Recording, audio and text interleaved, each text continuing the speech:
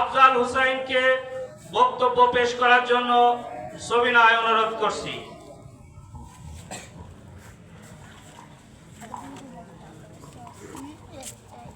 আসসালামু আলাইকুম ওয়া রাহমাতুল্লাহি ওয়া বারাকাতুহু। ওয়া আলাইকুম আসসালাম ওয়া রাহমাতুল্লাহি। আলহামদুলিল্লাহি রাব্বিল আলামিন والصلاة والسلام على سيد المرسلين وعلى آله وصحبه أجمعين। হাজী বেলাল রহমাতুল্লাহ দাখিল মাদ্রাসার উদ্যোগে আয়োজিত আজকের এই তৃতীয় বার্ষিক তাফসীরুল কুরআন মাহফিলের সম্মানিত সভাপতি জনাব মোহাম্মদ আবুল খায়ের মুসা, আমাদের ওয়াইজ দ্বারা বক্তব্য মেহমানবৃন্দ, প্রধান বক্তা, বিশেষ বক্তাবৃন্দ, আমাদের মাঝে উপস্থিত আছেন আমাদের আজকের এই তাফসীরুল কুরআন মাহফিলের সম্মানিত বিশেষ অতিথি বাংলাদেশ জামাত ইসলামীর আশুলিয়া থানার সম্মানিত সেক্রেটারি, এলাকার কৃতি সন্তান জনাব আবুল হোসেন মীর, উপস্থিত সম্মানিত মুসলিম কেরাম, আল্লাহ শুকরিয়া আদায় করছি যে মহান রব্বুল আলামিন আমাদেরকে আজকের এই দিনী মাহফিলে একটি দিনী মাজলিসে বসার সুযোগ করে দিয়েছেন। আলহামদুলিল্লাহ, দরুদ এবং সালাম পেশ করছি বিশ্ব নবী মুহাম্মদুর রাসূল সাল্লাল্লাহু আলাইহি সাল্লামের প্রতি। সম্মানিত উপস্থিতি, একটি দুঃখের কথা, মৃত্যুর ঘটনা দিয়ে আমি আমার কথা শুরু করব। গত শুক্রবারে দুপুরবেলা আপনারা দেখেছেন ঢাকা ৮ আসনের ওসমান হাদি, তাকে গুলি করে আহত করা হয়। তাকে উন্নত চিকিৎসার জন্য সিঙ্গাপুরে নেওয়া হয়েছিল। একটু আগেই উনি ইন্তেকাল করেছেন। ইন্না লিল্লাহি ওয়া ইন্না ইলাইহি রাজিউন।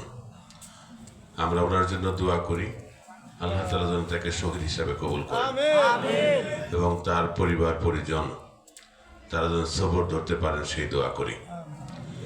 ওসমান হাদি উনি বাংলাদেশের যে ষড়যন্ত্র চক্রান্ত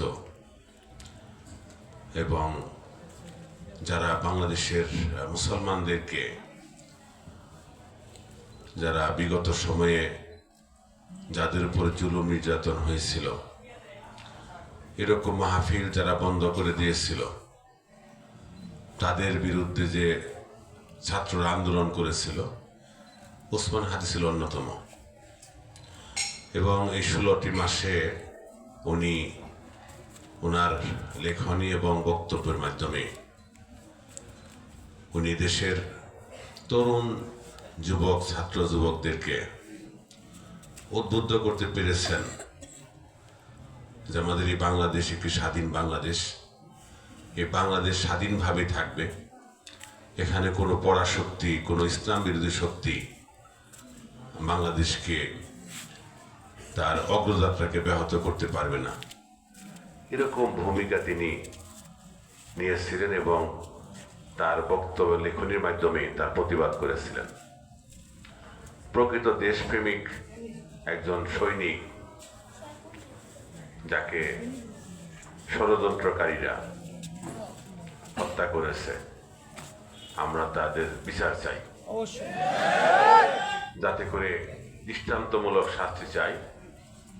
যারা দেশের জন্য ষড়যন্ত্র করছে, দেশকে পিছিয়ে রাখার জন্য যারা চেষ্টা করছে অব্যাহতভাবে, তাদের বিচারের মাধ্যমেই আমরা এই ওসমান হাদির শাহাদাতের বদলা নিতে চাই। সম্মানিত উপস্থিতি, যেহেতু ওয়াজ মাহফিল, এখানে আমরা এসেছি ওয়াজ শুনতে, ধর্মীয় আলোচনা শুনতে আমরা আসছি।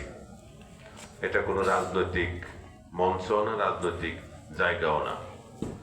এই জন্য আমরা ওয়াজ শুনবো। আমি সংক্ষেপে আপনাদের কাছে দু একটি কথা বলে আমি আমার কথা শেষ করব। প্রধান বক্তা চলে আসা পর্যন্ত, চলে আসলে হয়তো আমি শেষ দেবো, তার আগে আমি চলে যাবো শেষ করে। আমরা এই দেশ স্বাধীন হয়েছে 54 বছর। আমরা 2 দিন আগে 55তম আমাদের বিজয় দিবস উদযাপন করেছি। বিজয় দিবস উদযাপন করতে যে আমাদের এই দেশে নানাভাবে উদযাপিত হয়েছে। কেউ দোয়া করেছে, কেউ নাচ গান করেছে, কেউ আনন্দ ফুর্তি করেছে।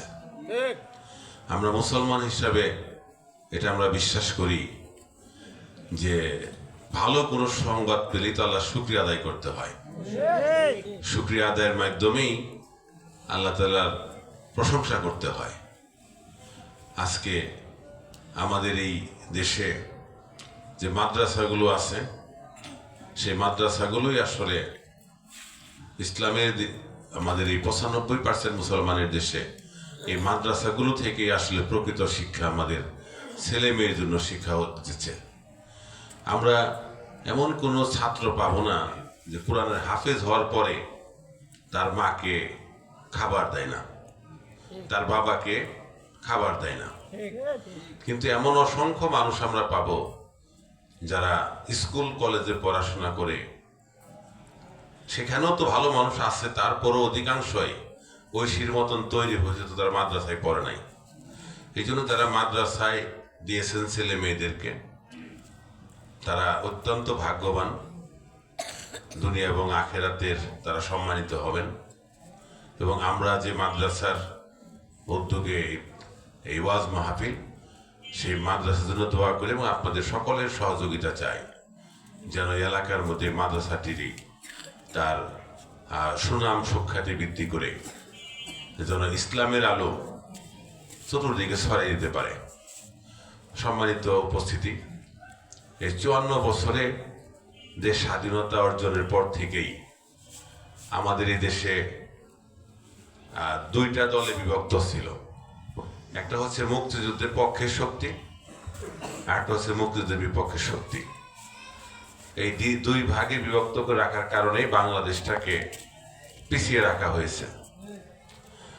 এই জন্য এই জন্মলগ্ন থেকেই এক গ্রুপ মুক্তিযোদ্ধা আর গ্রুপ ছিল রাজাকার। এই ধোয়া তুলে আমাদেরকে পিছিয়ে রাখা হয়েছিল। আজকে প্রমাণিত হয়েছে যে আসলে কাদের ষড়যন্ত্রে আমাদেরকে এইভাবে রাখা হয়েছিল। আলেমুল আমাদেরকে জঙ্গি বলে, মৌলবাদী বলে একটি গ্রুপ, একটি গোষ্ঠী নির্যাতন করেছে, নিষ্পাষণ করেছে। ওয়াজ মাহফিল জঙ্গি তৈরির উৎপাদন কেন্দ্র বলে থানা পুলিশের মাধ্যমে বন্ধ করে রাখা হয়েছে।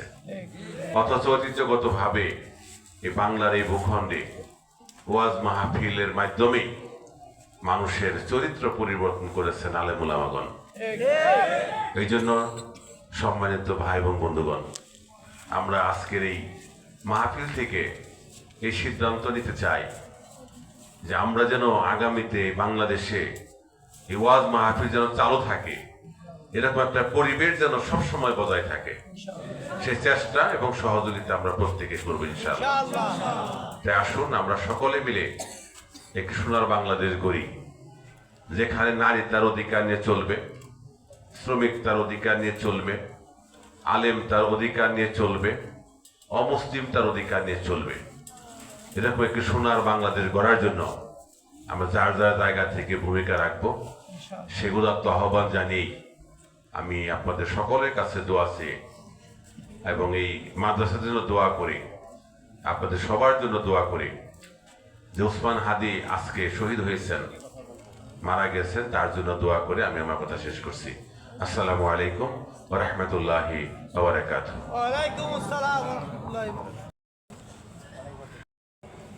হাজী বিল্লাল রওজাতুল উলুম কওমি এবং দাখিল মাদ্রাসার একজন ছাত্র এবং একজন ছাত্রী হেফজ শেষ করেছে, তাদেরকে পাগড়ি দেওয়া হবে। একজন হেফজ শেষ করেছে, একটি ছেলে, তাকে পাগড়ি দেওয়া হবে। করবেন মাওলানা মনিরুজ্জামান জিহাদি বিন সিরাজি।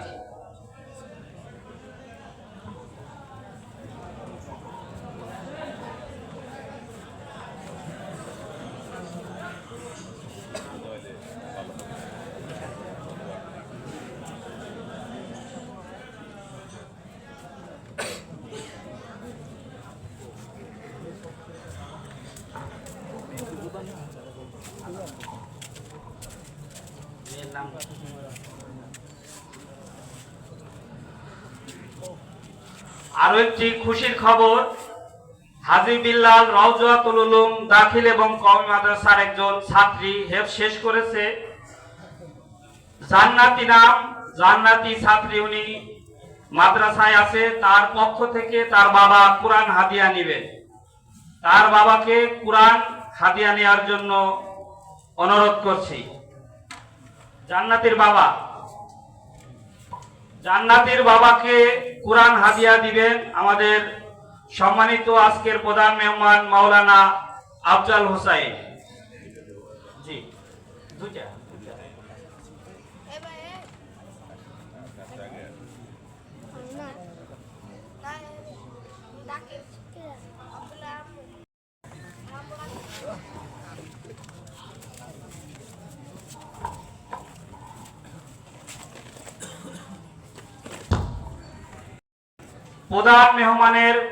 প্রধান বক্তার ওয়াজ, উনি তাফসীর করবেন বিশিষ্ট ইসলামী চিন্তাবিদ, দেশ বরেণ্য আলেম মাওলানা মনিরুজ্জামান জিহাদি বিন সিরাজি, খতিব বাইতুন নূর জামে মসজিদ রংপুর মহানগর, অর্থ সম্পাদক বাংলাদেশ মাজলিসুল মুফাসসিরিন রংপুর বিভাগ। হযরতকে তাফসীর করার জন্য বিনয়ের সাথে অনুরোধ করছি। আপনারা মোনাজাতের আগ পর্যন্ত কেউ এখান থেকে উঠবেন না। মোনাজাত শেষ করে আমরা ইনশাআল্লাহ দোয়া শেষ করে দোয়া নিয়ে আমরা বাড়ি ফিরবো ইনশাআল্লাহ। রাজি আছি তো ইনশাআল্লাহ? ইনশাআল্লাহ।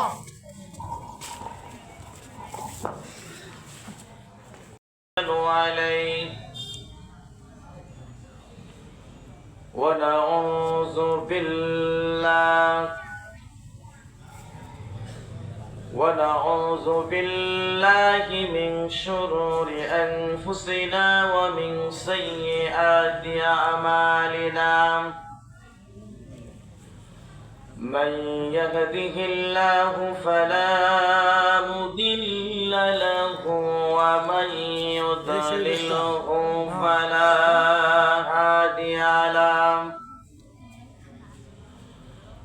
نشهد أن لا إله إلا الله وحده لا شريك له. ونشهد أن سيدنا وحبيبنا ومولانا محمدا عبده ورسوله الذي أرسله بالحق بشيرا ونذيرا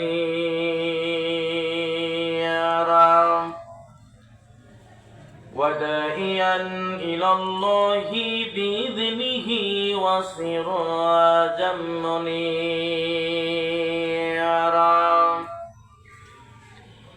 فقد قال الله تعالى في كلامه المجيد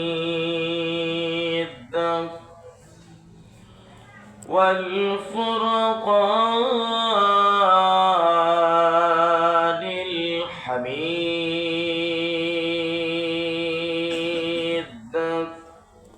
সকলে আমার সাথে তেলাওয়াত করুন। أعوذ بالله من الشيطان الرجيم. بسم الله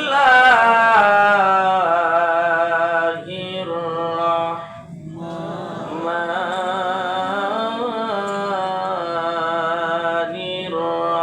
الرحيم. تبت يدا أبي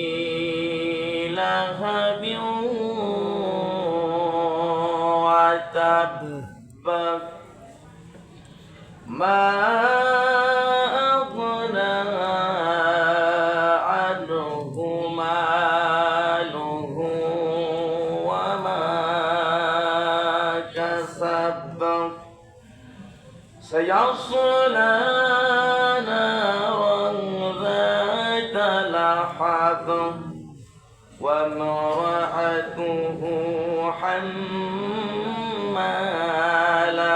الحطب في جيدها حبل من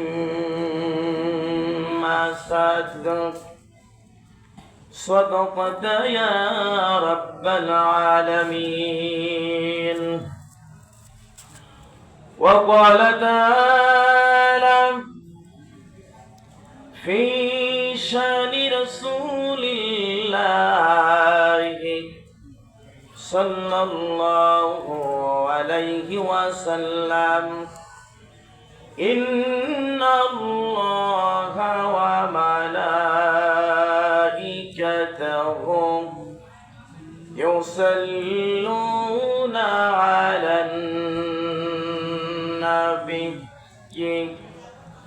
يا أيها الذين آمنوا صلوا عليه وسلموا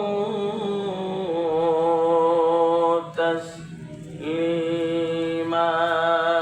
اللهم صل হবে না এত বড় মেশিন কি দেখাইতে নিয়ে আসছো তুমি? আওয়াজ একটু মোটা করে দাও।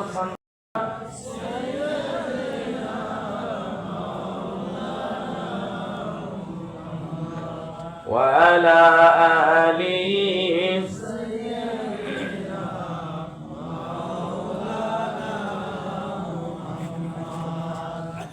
মাইকের আওয়াজ কি আপনাদের কানে লাগতেছে?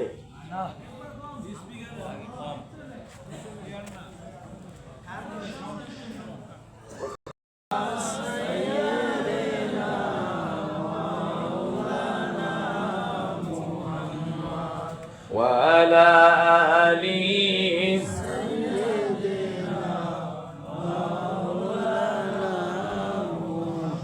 সব জায়গায় হাত জোরে লা ইলাহা ইল্লাল্লাহ, একটু মোটা করো লা ইলাহা বুলবুল বাগিচায় ওই গাহে বুলবুল বাগিচায় ওই শোনো সকল ভাইরা লা ইলাহা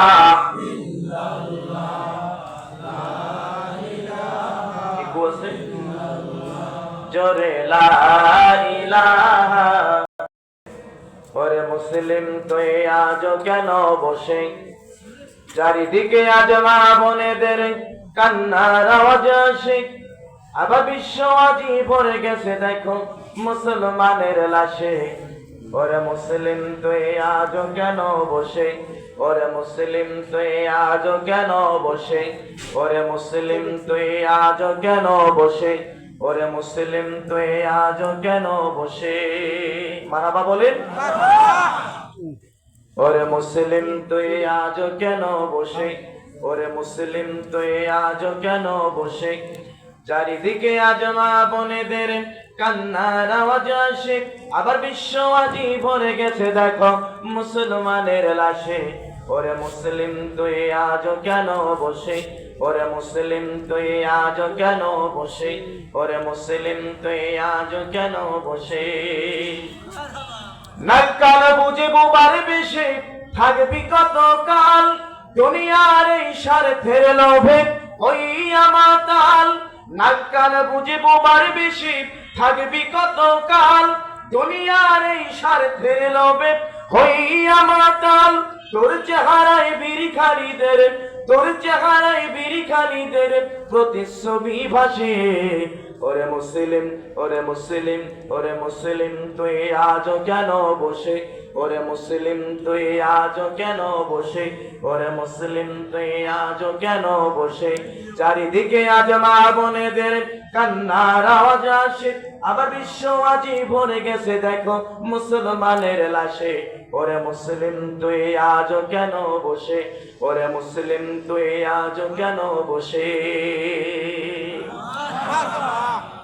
মুসলিমি নাম ধারণ করে ফায়দা চলেছ লুটে, করিস প্রাসাদ লাথি মারিয়া ওই জনতার পেটে। আজ নরখাদকের গন্ধ দেখি, আজ নরখাদকের গন্ধ দেখি তোর মুখ থেকে আসে। ওরে মুসলিম তুই আজ কেন বসে, বলে ওরে মুসলিম তুই আজ কেন বসে, ওরে মুসলিম তুই আজ কেন বসে, ওরে মুসলিম তুই আজ কেন বসে।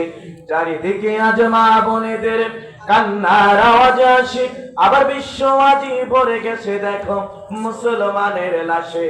ওরে মুসলিম তুই আজ কেন বসে, ওরে মুসলিম তুই আজ কেন বসে, ওরে মুসলিম তুই আজ কেন বসে, ওরে মুসলিম তুই আজ কেন বসে। মারহাবা বলি ভাই, আর ক্লিয়ার হবে না? তোমাদের এক্সপার্ট নাই আজকে মেইন। আরে ভাই কথা বলেন। ঢাকা জেলার গুরুত্বপূর্ণ একটি উপজেলা, আশুলিয়া উপজেলার প্রাণকেন্দ্র হাজী বেলাল রওজাতুল উলুম দাখিল ও কওমি মাদ্রাসা ও ড্যাফোডিল পাবলিক স্কুল হাই স্কুলের উদ্যোগে দ্বিতীয় বার্ষিকী তাফসিরুল কোরআন মাহফিলের মুআজ্জাজ মুহতারাম মুকাররম সাহেব সদর জনাব মোহাম্মদ আবুল খায়ের মুসা সাহেব বারাকাল্লাহু ফি হায়াতি, আমরা সকলে বলি আমিন। আজকের এই মাহফিলের প্রধান মেহমান শহীদি কাফেলা বাংলাদেশ জামায়াত ইসলামী মনোনীত ঢাকা 19 আসনের সংসদ সদস্য পদপ্রার্থী জনাব মাওলানা আফজাল হোসেন সাহেব। আল্লাহ তাআলা ভাইকে ইসলামী আন্দোলনের নেতৃত্ব দেওয়ার সকল ধরনের যোগ্যতা, অভিজ্ঞতা এবং সাহসিকতা, হিম্মত দান করুক, আমরা বলি আমিন। আমার পূর্বে আলোচনা করেছেন জনাব হাফেজ মাওলানা মুফতি আবু হানিফ ইসহাকি, আলোচনা করেছেন হাফেজ মাওলানা এনামুল হক নোমানী। আল্লাহ তাআলা দুভাইয়ের কণ্ঠকে তামাম বিশ্বব্যাপী কবুল করুক, আমরা বলি আমিন। মঞ্চ উপবিষ্ট ওলামায়ে কেরাম, আমন্ত্রিত অতিথিবৃন্দ, আমার সামনে উপবিষ্ট একান্ত প্রিয় আত্মার আত্মীয়, দিন প্রেমিক, ইসলাম প্রেমিক, মুসলিম তৌহিদি জনতা, পর্দার অন্তরালের আবিদা সালিহা সর্বগুণে গুণান্বিত মহিলা মা বোন, যদি থেকে থাকেন বাংলাদেশ সরকারের গোয়েন্দা সংস্থার সম্মানিত সদস্য ভাইরা, আইন শৃঙ্খলায় নিয়োজিত পুলিশ প্রশাসনের ভাইরা, বিশেষভাবে উল্লেখযোগ্য তারুণ্যের উচ্ছ্বাস উদ্দীপনায় ভরপুর নবজাগরণের অগ্রদূত, যুগে যুগে পৃথিবীর ইতিহাস পরিবর্তনকারী কিশোর তরুণ যুবক ভাইরা, সকলকে জানাচ্ছি আমার অন্তরের অন্তরস্থল থেকে সালাম। আসসালামু আলাইকুম ওয়া রাহমাতুল্লাহি ওয়া বারাকাতুহু। এই মুহূর্তে জানতে চাচ্ছি আপনারা সকলে কেমন আছেন? হ্যাঁ, দুইজন। আর তাফসিরুল কোরআন মাহফিলের আয়োজন এই জন্যই করতে হয়, আমি যেখানেই যাই একটু টেস্ট করি, জিজ্ঞাসা করি কেমন আছেন। তো কিছু কিছু জায়গায় পরে কুশলাদি জিজ্ঞাসা করতেন, মারহাবা কইবেন না? মারহাবা। আপনারা কি সকলেই আশুলিয়া থানার লোক না বাইরের ডিস্ট্রিক্টের? আশুলিয়া থানার কয়জন আছেন? দুইজন। মানে আমার মতো আপনারাও রোহিঙ্গা নাকি?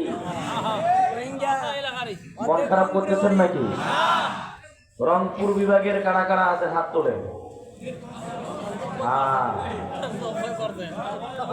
খেলা হবে আজকে, তাহলে খেলা হবে। আমি একটু অনুরোধ করব না বেশি, আমরা যেহেতু খুশি, আল্লাহ তাআলাকে খুশি করার দরকার আছে না নাই? আল্লাহ তাআলাকে খুশি করার জন্য একবার বলি আলহামদুলিল্লাহ। জবান ছেড়ে দিয়ে বলি আলহামদুলিল্লাহ। শরীরের সমস্ত শক্তি কণ্ঠ বরাবর এনে বলি আলহামদুলিল্লাহ। সম্মানিত ভাইরা আমার, হাকিমুল উম্মাহ আল্লামা শাহবানী থানভী রাহমাতুল্লাহি আলাইহি বলেন, যখন কোন বান্দা শরীরের সমস্ত শক্তি একত্রিত করে জবান থেকে আলহামদুলিল্লাহ একবার পাঠ করে, ওই বান্দার জান্নাতে যাওয়ার জন্য যতগুলো রহমত প্রয়োজন আমার আল্লাহ তাআলা ওই বান্দার জন্য ততগুলো রহমত বরাদ্দ করে দেন। জোরে জোরে বলেন আলহামদুলিল্লাহ। শুধু তাই নয়, আল্লামা ইমাদউদ্দিন ইবনে কাসির রাহমাতুল্লাহি আলাইহি তাফসীর ইবনে কাসিরের ভিতরে শরণাক্ষরে লিখে দিয়েছেন, আলহামদুলিল্লাহর মাঝে রয়েছে 8টি অক্ষর। ঢাকার মুসলমান জবান খুলে বলুন তো কয়টা অক্ষর? 8টি অক্ষর রয়েছে। যখন কোন বান্দা আলহামদুলিল্লাহ একবার পাঠ করে রে, আল্লাহ তাআলা ওই বান্দার উপরে সন্তুষ্ট হয়, জান্নাতে যাওয়ার জন্য জান্নাতের 8টি দরজা প্রশস্ত করে দেন। জোরে জোরে বলেন আলহামদুলিল্লাহ। আলোচনার অ্যাঙ্গেলটা শেষ পর্যন্ত এভাবে থাকবে, আল্লাহ তাআলা যদি কবুল করে। আমিন। দরুদ সালাম পেশ করি মানবতার মুক্তির দূত সাইয়্যিদুল মুরসালিন খাতামান নবিয়্যিন, যার আগমনে সমস্ত পৃথিবী আনন্দিত, যার আবির্ভাবে সমস্ত পৃথিবী আবির্ভূত। যখন পৃথিবীর মানবতা, পৃথিবীর মানব গোষ্ঠী অন্ধকার পথে পা বাড়াচ্ছিল, যখন হত্যা, ধর্ষণ, খুন, খারাপি স্পষ্ট দিবালোকে সংঘটিত হচ্ছিল, যখন পিতা তার জীবিত শিশু কন্যাকে কবরস্থ করত, ঠিক এমনই একটি সময়ে আমাদের প্রিয় নবী এসে মানবতার হাত ধরে আলোর পথের সন্ধান দিয়ে যিনি আঙ্গুল হেলিয়ে বলেছিলেন খয়রুল কুরনি কারনি, আমার যুগ হলো শ্রেষ্ঠ যুগ। মারহাবা কোন? সালাম পেশ করে সেই মহান নেতার প্রতি সকলে বলি সাল্লাল্লাহু আলাইহি ওয়াসাল্লাম। শ্রদ্ধার সাথে স্মরণ করছি শহীদ আত্মাদের, যারা আল্লাহ তাআলার এই জমিনে আল্লাহর দ্বীনকে প্রতিষ্ঠা করার জন্য বাতিল শক্তির বিরুদ্ধে লড়াই করে বুকের তপ্ত তাজা খুন সবুজ ঘাসের উপর ঢেলে দিয়ে সবুজ ঘাসকে লালে লাল করে দিয়েছেন। আল্লাহ তাআলা তাদেরকে শাহাদাতের সর্বোচ্চ মর্যাদা দান করুক, আমরা বলি আমিন। খাস করে দোয়া করি ইনকিলাব মঞ্চের মুখপাত্র শরীফ ওসমান হাদি, কিছুক্ষণ আগে তিনি ইন্তেকাল করেছেন। আল্লাহ তাআলা আমার হাদি ভাইকে যেন শাহাদাতের সর্বোচ্চ মর্যাদা দান করেন, আমরা বলি আমিন। প্রিয় বন্ধুগণ, আমি মঞ্চে ওঠার জন্য বলেছিলাম 10টায়, কারণ সারাদিন তো খবরের উপরে থাকতে হয়। দেশের এক প্রান্ত থেকে আর এক প্রান্তে আমরা যাই, রোডঘাট একটু দেখে শুনে চলা ভালো। এখন থেকে মোটামুটি 40 মিনিট আগে বলছিলাম যে কোনো মুহূর্তে খবর আসতে, তার 10 মিনিট পরে আমি খবর পেয়েছি যে তিনি ইন্তেকাল হয়েছে। জানি না আগামীকাল কিংবা এখন থেকে বাংলাদেশের অবস্থা কি হবে, তবে প্রধান উপদেষ্টা যেহেতু সবাইকে শান্ত থাকার জন্য অনুরোধ করেছেন, দেশের স্বার্থে, জাতির স্বার্থে আমরা আমাদের নিজ নিজ জায়গা থেকে প্রতিবাদ করব ইনশাআল্লাহ। এবং যারা পরিকল্পিতভাবে হত্যাকাণ্ড ঘটিয়েছে তাদেরকে আইনের দিক থেকে মোকাবেলা করা হবে। জোরে বলেন। আবেগের বশবর্তী হয়ে জনগণের নিরাপত্তা এবং জান মালের ক্ষতি করা যাবে না। আসুন সরাসরি কোরআন থেকে আলোচনা হবে ইনশাআল্লাহ। উঠবেন? না শেষ করে যাবে? সূরা লাহাব কোন সূরা? জোরে বলেন। সূরা লাহাব। আল্লাহ তাআলা আবু লাহাবের নামে একটা সূরা নাযিল করছেন। এখন বলেন আবু জেহেল ভাগ্যবান না দুর্ভাগা? তার মানে আবু লাহাব সম্পর্কে এরা সবাই জানে। ভাগ্যবান না দুর্ভাগা? আবু লাহাবের পরিচয় হলো, আবু লাহাবের যিনি পিতা বিশ্বনবীর, তিনি হলেন কি দাদা, নাম হলো আব্দুল মুত্তালিব। বংশে এক না আলাদা, গোত্রে এক না আলাদা, রক্তে এক না আলাদা। বিশ্বনবীর দুই কন্যা উম্মে কুলসুম এবং রুকাইয়া, আবু লাহাবের দুই পুত্র উতবা এবং উতাইবার সঙ্গে বিয়ে হয়েছে। এই দিক থেকে আবু লাহাব এবং বিশ্বনবী বিয়াই সম্পর্ক হালকা না গভীর? ভাই কথা বলে গভীর। একটা প্রশ্ন করব আপনাদের, আলোচনা কিন্তু শুরু হয়ে গেছে, জবান খুলে জবাব দেবেন সাহস করে। বিশ্বনবীর নামে জিকির করলে সওয়াব হয় না গুনাহ হয়? কথা কম। বিশ্বনবীর নামে গালি দিলে সওয়াব হয় না গুনাহ হয়? বিশ্বনবীর বংশের উপরে গালি দিলে সওয়াব হয় না গুনাহ হয়? রাসূল বলেছেন আল উলামা ওয়ারাসাতুল আম্বিয়া, আমার গোত্র হলো, আমার বংশ হলো, আমার ওয়ারিশ হলো আলেমেরা। মারহাবা কোন? বিশ্বনবীর বংশের উপরে গালি দেওয়ার অর্থ হচ্ছে আলেমদেরকে গালি দেওয়া। বর্তমান সময়ে আলেমদেরকে যারা গালি দেয়, আলেমদেরকে যারা নির্যাতন করে, নিষ্পেষণ করে, হামলা করে, মামলা দেয়, কারাগারে বন্দী করে রাখে, রিমান্ডে নেয়, ফাঁসির মঞ্চ জুড়ায়, তাদের কবিরা গুনাহ হয়।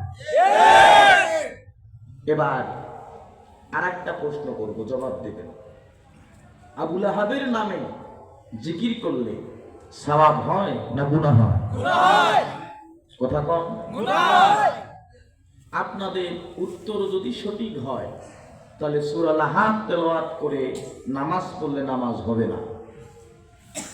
যেই কথা বললে গুনাহ হয় নামাজে, নামাজ হবে না নামাজ ভঙ্গ হবে? এখন বলে মাথা ঘুরবে আজকে। মাথা কি জোরে বলেন। তবে হ্যাঁ, আল্লাহ তাআলা যে উদ্দেশ্য করে সূরা লাহাব অবতীর্ণ করেছেন, আল্লাহ তাআলার উদ্দেশ্য এবং আমাদের উদ্দেশ্য যদি এক হয়, সওয়াব হবে, নামাজ হবে। মারহাবা বলে। আল্লাহর উদ্দেশ্যের সাথে আমাদের উদ্দেশ্য যদি এক না হয় তাহলে গুনাহ হবে। জানার দরকার আছে না নাই? আল্লাহ তাআলা কেন সূরা লাহাব অবতীর্ণ করলেন জানার দরকার আছে? হাত তোলেন সবাই। আর বাউন্ডারির বাইরে যে সমস্ত যুবক ভাইরা আছে, ওদের জন্য মনে হয় গার্লফ্রেন্ড অপেক্ষা করতেছে।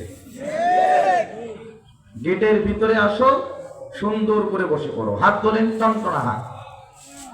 কিছু সময়ের জন্য আমি আপনাদের সকলের শিক্ষক, আপনারা আমার ছাত্র। মন খারাপ করলেন না? কিছু সময়ের জন্য এখান থেকে যখন নেমে যাব তখন আমি আপনাদের ছাত্র। আমি যা বলবো আপনাদেরকে তাই বলতে হবে। রেডি? তাকবীর। হাতটা পিছন থেকে আনতে হবে, এরপর সামনে একটা ধাক্কা মারতে হবে। যেহেতু তাফসীরুল কোরআন মাহফিল লিখেছেন, যতটুকু পারি তাফসীর হবে ইনশাআল্লাহ। রেডি? তাকবীর। তাকবীর। হাত একটু শক্ত হবে। মনে করেন karate, taekwondo, judo, kung fu, dragon এগুলো শিখতেছেন আজকে, প্রশিক্ষণ নেন দেশের স্বাধীনতা রক্ষার জন্য। তাকবীর। তাকবীর। ধ্বংস হোক, নিপাত যাক, ইয়াদাব, ইয়াদাব। দুই হাত আবি লাহাব, আবি লাহাবের পতাব্বান এবং সে নিজেও। আল্লাহ রাব্বুল আলামিন নমরুদের নামে সূরা নাযিল করলেন না, ফেরাউনের নামে সূরা নাযিল করলেন না, শাদ্দাদের নামে সূরা নাযিল করলেন না, হামানের নামে সূরা নাযিল করলেন না, আবু জাহালের নামে সূরা নাযিল করলেন না, আবু সুফিয়ানের নামে সূরা নাযিল করলেন না, আবু লাহাবের নামে সূরা নাযিল করলেন। জোরে বলেন আল্লাহু আকবার। কারণটা কি মুসলমান? একটু খেয়াল করুন, আল্লাহ রাব্বুল আমিন বিশ্ব নবীকে যখন নবুয়ত দান করলেন, ডাক দিয়ে বলেন, নবী তাম মক্কার জমিনে প্রত্যেকটা মানুষের কানে কানে দাঁড়ে দাঁড়ে কালেমার দাওয়াত পৌঁছে দেন, লা ইলাহা ইল্লাল্লাহু মুহাম্মাদুর রাসূলুল্লাহ। রসুল বলেন আল্লাহ তামাম মক্কার মানুষগুলো সূর্য পূজা, মূর্তি পূজা, বৃক্ষ পূজা, এমনকি নিজের মূর্তি তৈরি করে সেখানে যে নম নম বলে, আসে না নাই? এই মুহূর্তে কালেমার দাওয়াত দিলে লাঠির বাড়ি একটা মাটি পড়বে না, সব আমার মাথায় পড়বে। আল্লাহু আকবার কোন? সম্মানিত বন্ধুগণ, আমার খেয়াল করুন, এখন থেকে ১,৫০০ বছর আগে আল্লাহর নবী আর রাসূলুল্লাহ রাব্বুল আমিন এই মুহূর্তে যদি আমি কালিমার দাওয়াত দিই গো আল্লাহ, লাঠির বাড়ি একটা মাটি মরবে না, সব আমার মাথায় লাগবে। ১,৫০০ বছর পরে আল্লাহর জমিনে আল্লাহর আইন প্রতিষ্ঠার সংগ্রাম যারা করে তাদেরকে যদি ফাঁসি দেওয়া হয়, ১,৫০ বছর আগে কেমন ছিল? আরে ভাই কথা বল। বন্ধুগণ আমার খেয়াল করুন, আল্লাহ রাব্বুল আমিন জানিয়ে দিলেন, ওয়া আনযির আশীরাতাকাল আকরাবিন।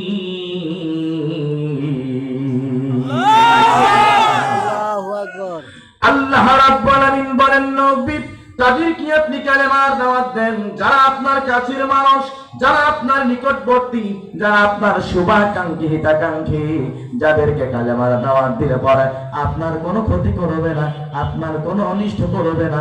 জোরে জোরে বলেন মারহাবা। সম্মানিত বন্ধুগণ আমার খেয়াল করুন, মুফাসসিরিন কেরাম বলেন, আকরাবিন মানে হলো কাছের মানুষ, নিকটবর্তী, হিতাকাঙ্ক্ষী, শুভাকাঙ্ক্ষী। আল্লাহর নবী খাদিজাকে ডাক দিয়া বলে, খাদিজা, আকরাবিন মানে কাছের মানুষ, নিকটবর্তী। আকরাবিন হলো ৪ গ্রুপ। ঢাকার মুসলমান বলুন তো আকরাবিন কয় গ্রুপ? 4 গ্রুপ। জোরে কোন? 4 গ্রুপ। কাছের মানুষ হলো 4 গ্রুপ। ১ নাম্বার পিতৃকুল, আল্লাহু আকবার, বাবার বংশ। ২ নাম্বার মাতৃকুল, মায়ের বংশ। ৩ নাম্বার হলো স্ত্রীকুল, শ্বশুরের বংশ। ৪ নাম্বার হলো নিজের বাড়ি, নিজের ঘর থেকে চতুর্দিকে ৪০ ঘর। জোরে জোরে বলেন আল্লাহু আকবার। আল্লাহর নবী খাদিজাকে ডাক দিয়া বলে, খাদিজা, আমি আমার বাবার বংশ থেকে বাছাই করে করে দাওয়াত দেব ১৫ জনকে। আমি আমার মায়ের বংশ থেকে বাছাই করে করে দাওয়াত দেব আমি ১০ জনকে। ঢাকার মুসলমান বলুন তো ১৫ আর ১০ যোগ করলে কত হয়? আল্লাহর নবী ডাক দিয়া বলে, খাদিজা, তুমি আমার স্ত্রী, তোমার বংশ থেকে বাছাই করে করে দাওয়াত দেব আমি ১০ জনকে। ২৫ জন আর ১০ জন হলো ৩৫ জন। আল্লাহ নবী বলেন, আমার বাড়ি থেকে চতুর্দিকে ৪০ ঘর, তাদেরকে আমি বাছাই করে করে দাওয়াত দেব ১০ জনকে। ৩৫ আর ১০ যোগ করলে কত হয়?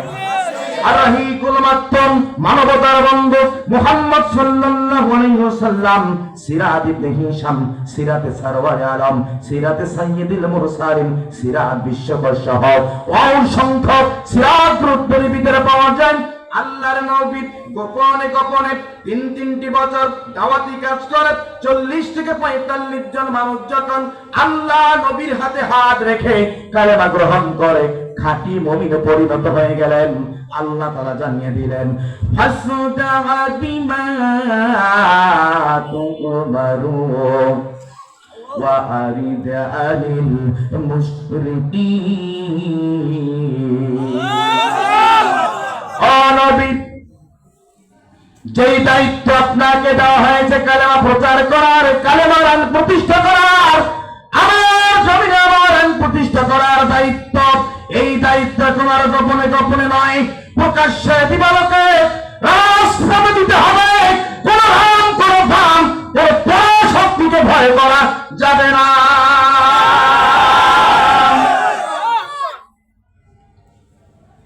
বন্ধুগণ আমার খেয়াল করুন, আরব যুগের নিয়ম ছিল যদি কোনো কথা প্রচার করার, প্রসার করার, মাইকিং করার প্রয়োজন হতো, তৎকালীন সময়ে তো এই মাইক ছিল না। আরে ভাই কথা বলি, ছিল নাকি মাইক? আরব যুগের নিয়ম ছিল যদি কোনো কথা প্রচার করার, প্রসার করার প্রয়োজন হতো, আরবের মানুষেরা ছাপা পাহাড়ে উঠত, পরনের লঙ্গিটা খুঁজত, মাথার উপরে ঘোরাতে থাকত, দূর থেকে লোকজন লক্ষ্য করত, ব্যক্তি কোন বিপদে পড়েছে, সকলে মিলে তাকে উদ্ধার করত, তাকে সহযোগিতা করত। মারহাবা কোন? আল্লাহর নবীর শান, আল্লাহর নবীর মান, আল্লাহ নবীর সম্মান, আল্লাহর নবীর মর্যাদা সাধারণ কোন মানুষের মতো নয়। আল্লাহর নবী বাড়িতে গিয়ে একখানা চাদর নিলেন, ছাপা পাহাড়ে উঠলেন, চাদরখানা মাথার উপরে ঘুরাতে থাকলেন, দূর থেকে লোকজন লক্ষ্য করলো আলামিন কোন বিপদে পড়েছে। মক্কা রাষ্ট্রের তৎকালীন সময়ের মক্কা রাষ্ট্রের তামাম নেতৃস্থানীয় ব্যক্তি বড়গড় আবু জাহাল, আবু লাহাব, উতবা, শাইবা, মুগিরা, লাবিদ বিন রাবিয়া, আবু সুফিয়ান সহ তামাম মক্কার মানুষগুলো ছাপা পাহাড়ের পাদদেশে চলে গেল। জোরে জোরে বলেন মারহাবা। ডাক দিয়া বলে আলামিন কে তোমার ক্ষতি করেছে? বলো বলো বলো, একযোগে আমরা তার মোকাবেলা করব। জোরে বলেন মারহাবা। আল্লাহর নবী ডাক দিয়া বলে ও মক্কার মানুষেরা, আমি যদি বলি পাহাড়ের অপর পাশে একদল শত্রু সেনা অস্ত্র শস্ত্রে সুসজ্জিত অবস্থায় রয়েছে, মক্কা আক্রমণ করবে, তোমরা কি তা বিশ্বাস করবে নাকি? সকলে মিলে বলল হ্যাঁ অবশ্যই বিশ্বাস করব, কারণ তুমি আলামিন, তুমি বিশ্বাসী, তুমি সাদিক, তুমি সত্যবাদী। শৈশব দেখলাম, কৈশোরে দেখলাম, তোমার যৌবন দেখলাম, তুমি কোনোদিনই মিথ্যা কথা বলো নাই, অবশ্যই অবশ্যই বিশ্বাস করব। জোরে জোরে বলেন মারহাবা। আল্লাহর নবী ডাক দিয়ে বলে ও মক্কার মানুষেরা, যদি এই অশান্ত পৃথিবীকে শান্ত করতে হয়, এই পৃথিবী থেকে অন্যায়, অনাচার, দুরাচার, ব্যভিচার, জেনা, ব্যভিচার, মদ, জুয়া, গাঁজা, স্পিচিং, টেন্ডারবাজি, চাঁদাবাজি যদি বন্ধ করতে হয়, তাহলে তোমরা পড়ে নাও লা ইলাহা ইল্লাল্লাহু মুহাম্মাদুর রাসূলুল্লাহ সাল্লাল্লাহু আলাইহি ওয়াসাল্লাম। মন খারাপ করতেছেন না? আল্লাহর নবী যখন বললেন লা ইলাহা ইল্লাল্লাহু মুহাম্মাদুর রাসূলুল্লাহ,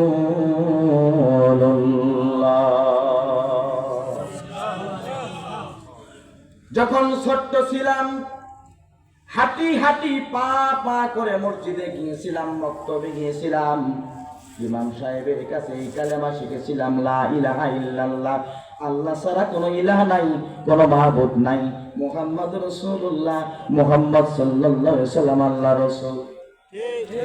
ঠিক কথা বলে। আরব যুগের মানুষেরা আরবি ভাষা অক্ষরে অক্ষরে, শব্দে শব্দে, বাক্যে বাক্যে অর্থ বুঝতো, ব্যাখ্যা বুঝতো, তাফসীর বুঝতো। কারণ হলো আরবের মাতৃভাষা ছিল আরবি ভাষা। কালেমার অর্থ কি মুসলমান খেয়াল করুন।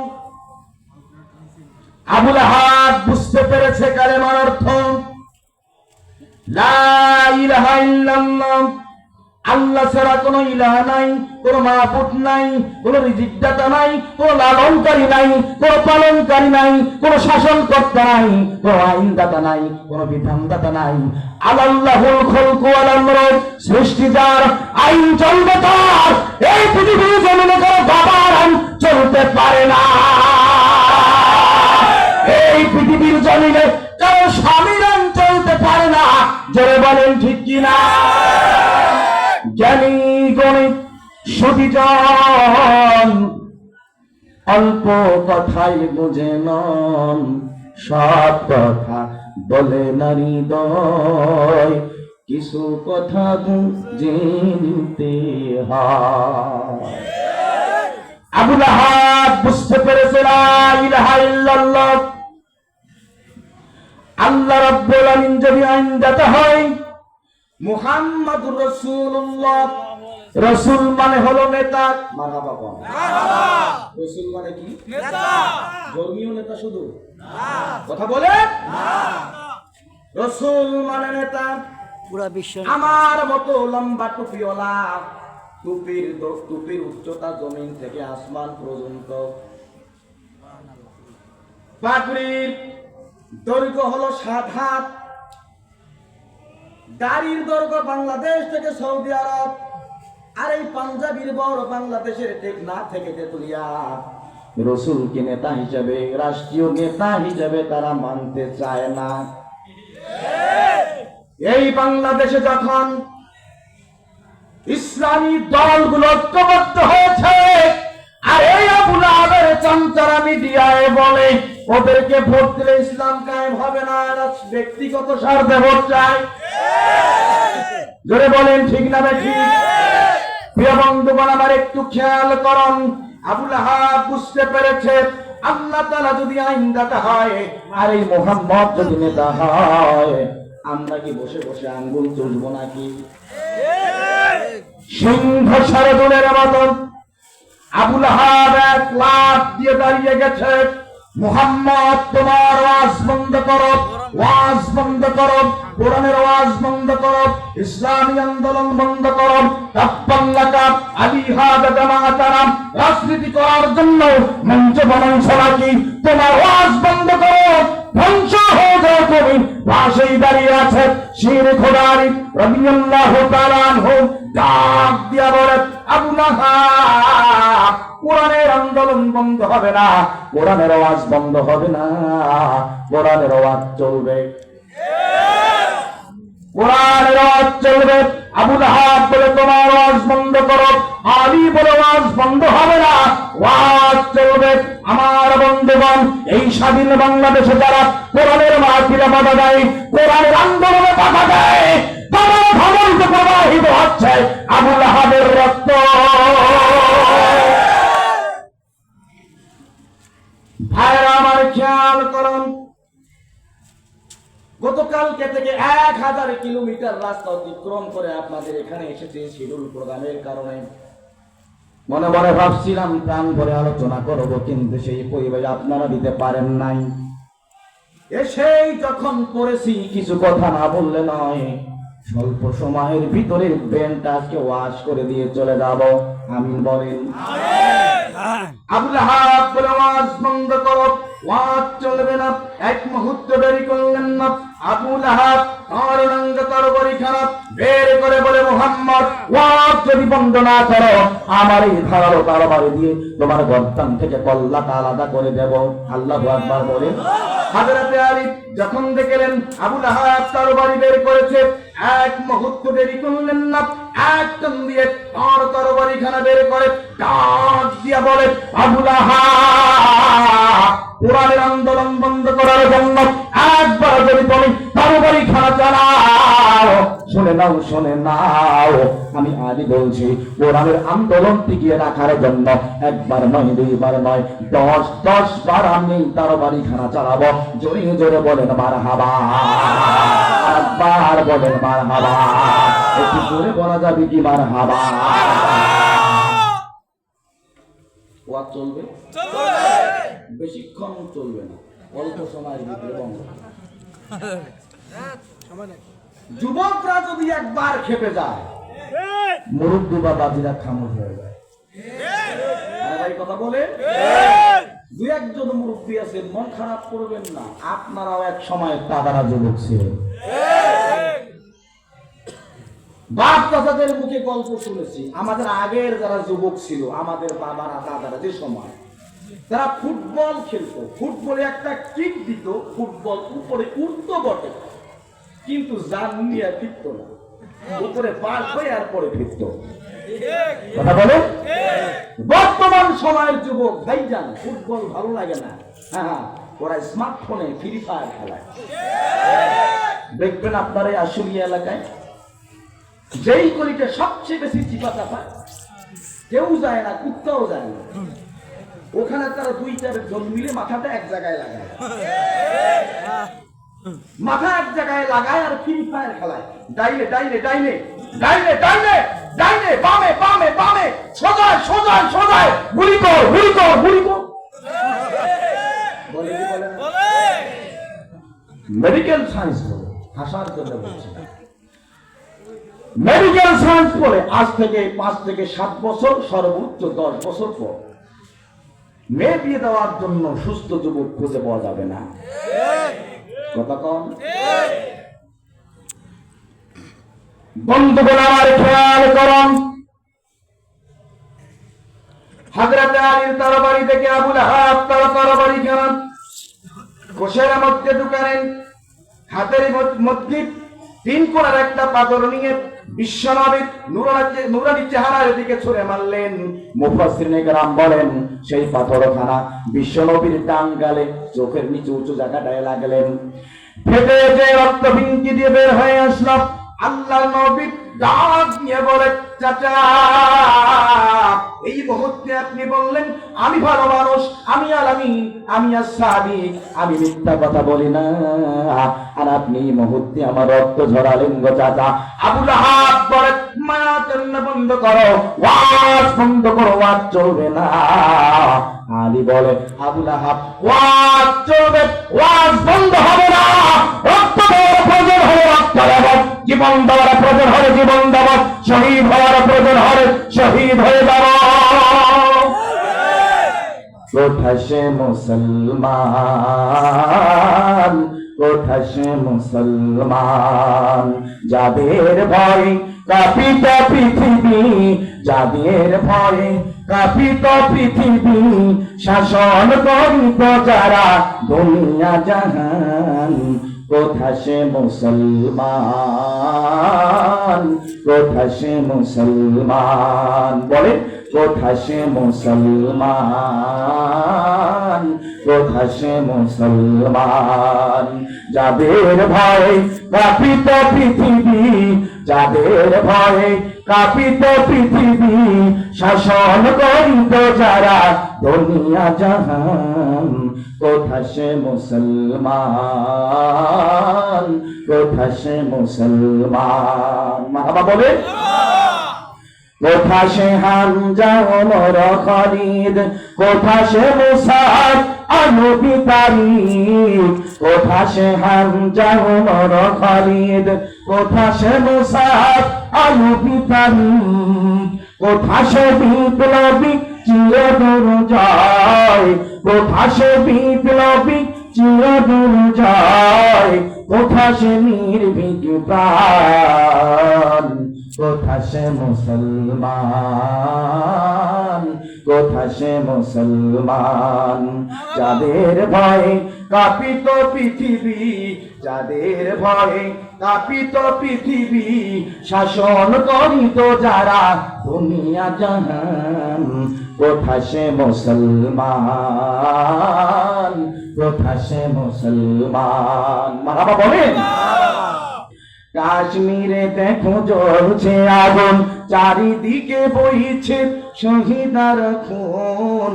কাশ্মীরে দেখো জ্বলছে আগুন, চারিদিকে বইছে শহীদার খুন।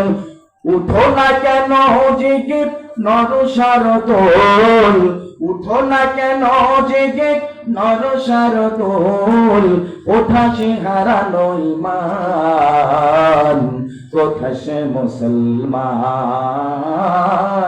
কোথায় সে মুসলমান, যাদের ভয়ে কাঁপিত পৃথিবী, যাদের ভয়ে কাঁপিত পৃথিবী, শাসন করিত যারা দুনিয়া জাহান, কোথায় সে মুসলমান,